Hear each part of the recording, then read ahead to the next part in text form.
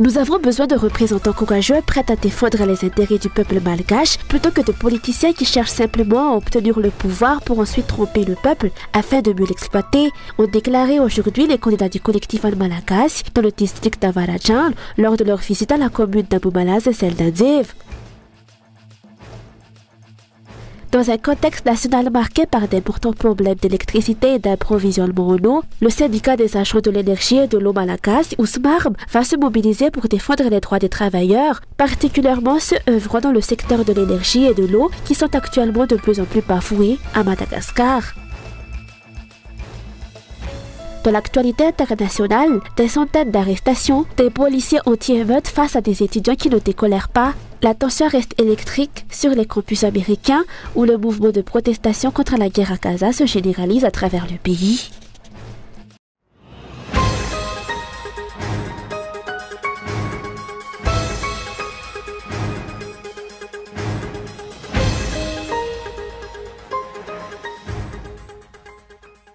Les droits des travailleurs, particulièrement ceux œuvrant dans les secteurs de l'énergie et de l'eau, sont actuellement de plus en plus bafoués à Madagascar, selon le syndicat des agents de l'énergie et de l'eau Malakas, Ousmarm.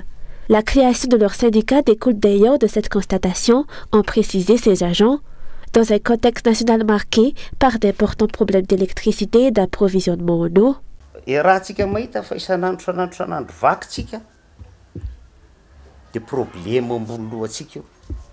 Nous faisons face à ces problèmes au quotidien. Chacun d'entre nous y contribue. Cette société n'est pas uniquement la responsabilité du syndicat. Nous sommes responsables des agents. Pour redresser ce secteur, il est en premier lieu essentiel de prendre soin de nos agents. Seulement ensuite devraient intervenir les différents responsables à tous les niveaux. Si ces derniers n'encouragent pas les agents à donner le meilleur d'eux-mêmes, nous ne pourrons pas en attendre du résultat positif. Nous pouvons nous battre pour cela.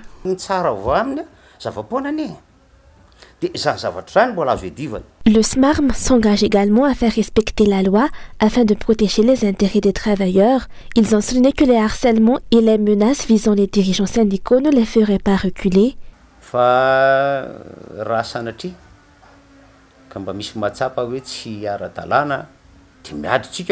Si vous constatez des illégalités, il faut se battre. Certains de nos collègues ont été victimes de telles pratiques et ont reporté leur procès. La loi est notre seul recours. Ce serait une catastrophe si elle ne pouvait plus nous protéger. Nous devons rappeler à tous l'importance du respect de la loi. En cas de telle illégalité, nous ne reculons pas car nous sommes dans un état de droit.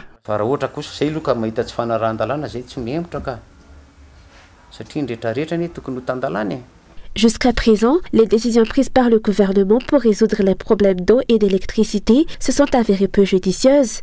Ils n'ont apporté aucun changement significatif à la situation.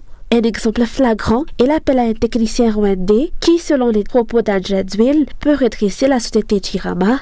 Malgré les remplacements et les changements de dirigeants, la Jirama reste dans une impasse en raison de la mauvaise gouvernance, de l'absence de politique claire et de la corruption généralisée.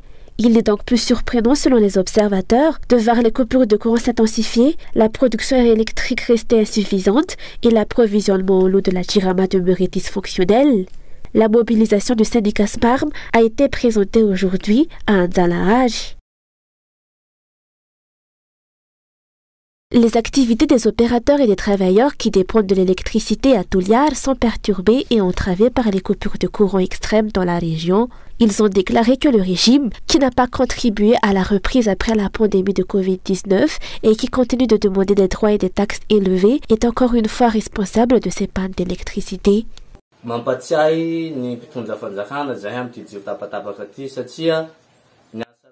Nous attirons l'attention des dirigeants sur ces coupures d'électricité récurrentes car elles ont un impact dévastateur sur nos activités. Nous avons une poissonnerie et conservons nos poissons dans des congélateurs. Lorsque l'électricité est coupée, notre stock se gâte rapidement. Cela diminue notre stock alors que nos moyens de subsistance sont dépendants. Parfois, les coupures d'électricité durent toute la journée, parfois dès 17 h jusqu'au petit matin. Personne ne veut acheter des poissons pourris qui doivent être jetés immédiatement ou donnés aux animaux.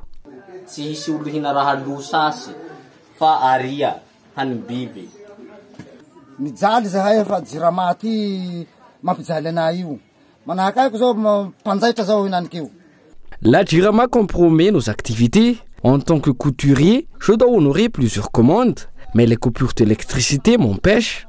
Nous exprimons notre mécontentement aux dirigeants et aux autorités car nous nous efforçons de faire prospérer nos affaires pour survivre. Mais cette situation nous entrave.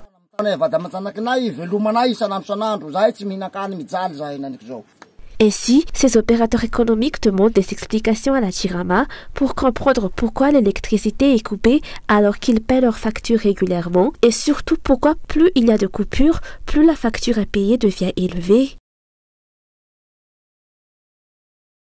La difficulté et la pauvreté que vit actuellement le peuple malgache sont inacceptables, ont déclaré les candidats du collectif Malagasy dans le district d'Avarajan lors de leur visite à la commune d'Ambumalaz et celle d'Andev. Selon le candidat Azwan Jenanarville, il est grand temps de se lever et de prendre en main les affaires nationales. Nous avons besoin de représentants courageux, prêts à défendre les intérêts du peuple malgache, plutôt que des politiciens qui cherchent simplement à obtenir le pouvoir pour ensuite tromper le peuple afin de mieux l'exploiter.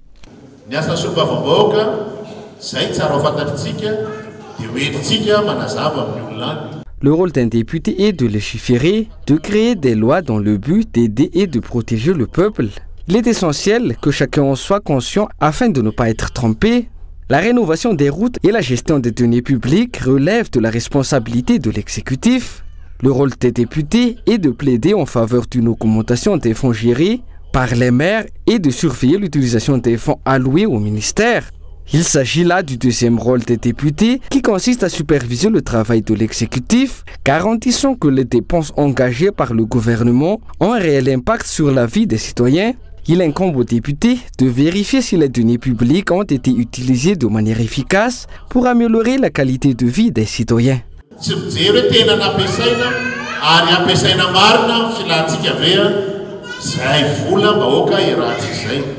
Aujourd'hui, les candidats Azwan Jenanarville et Anja Tavlai ont eu l'occasion de discuter des affaires nationales avec les habitants des communes d'Ambumalaz et d'Andev qui leur ont confié leurs besoins.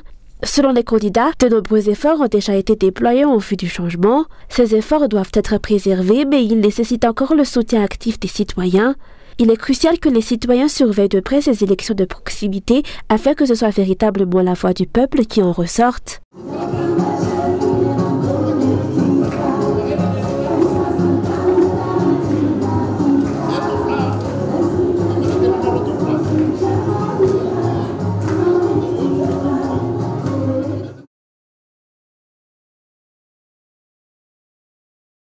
Les conditions fixées par les partenaires pour que Madagascar puisse bénéficier des subventions commencent à être préoccupantes, selon l'économiste Serge Safmaov.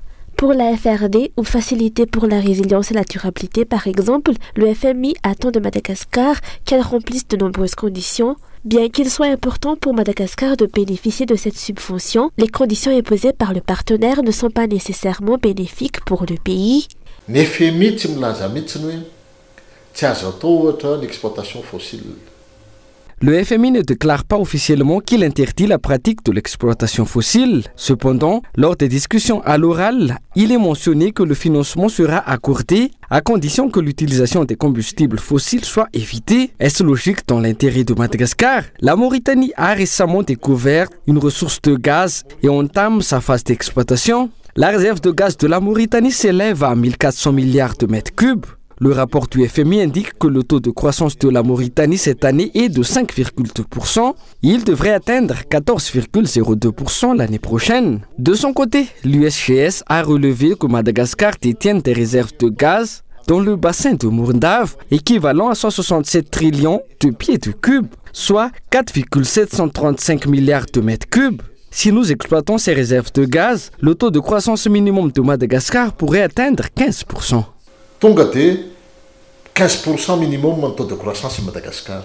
La FRD est l'un des projets à long terme visant à financer les pays à faible revenu avec une durée de 36 mois. La visite de la délégation du FMI à Madagascar pour discuter de l'éligibilité de Madagascar à cette subvention se poursuit jusqu'au 3 mai prochain. En plus de surveiller le respect de l'environnement et de lutter contre le changement climatique, de nombreuses autres exigences du FMI doivent être remplies pour que Madagascar puisse bénéficier de ce soutien financier, d'où cet examen approfondi de la part de la délégation du FMI selon les explications.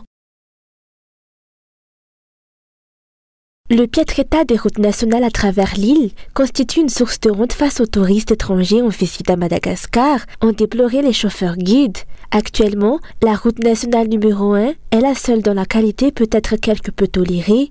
Une situation embarrassante pour les visiteurs étrangers qui investissent des sommes considérables pour découvrir le pays. Elle décourage également les opérateurs du secteur touristique d'investir dans des véhicules de luxe et de répondre aux attentes de qualité des touristes.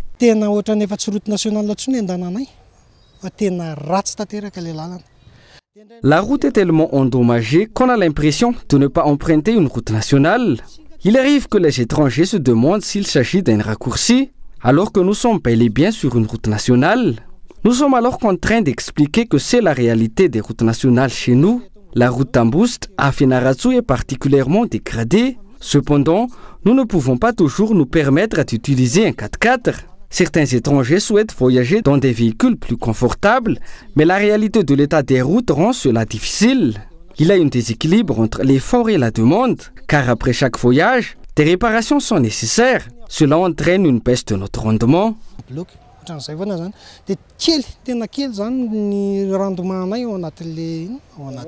Ces chauffeurs guides ont souligné l'importance pour les dirigeants de donner la priorité aux rénovations des routes. Ils ont affirmé que les politiques et les efforts déployés pour reconstruire le secteur touristique seraient vains si l'aspect du transport était négligé. C'est pourquoi ils se sont interrogés sur l'utilisation du fonds routier et sur les questions relatives à l'entretien des routes nationales.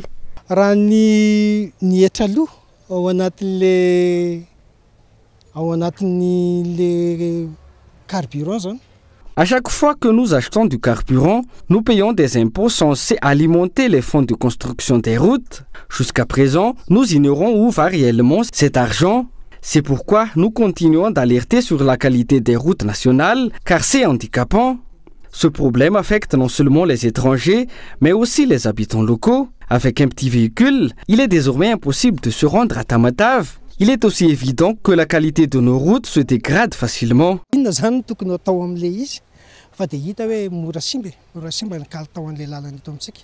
Outre la qualité des routes nationales, ces acteurs du tourisme ont également appelé le gouvernement à mettre en place une stratégie sérieuse pour réhabiliter la compagnie aérienne. Bien que leur principale activité se déroule en milieu terrestre, le développement du transport aérien complète et stimule l'afflux des touristes. Ils attendent donc une stratégie sérieuse, aussi bien pour les vols nationaux qu'internationaux.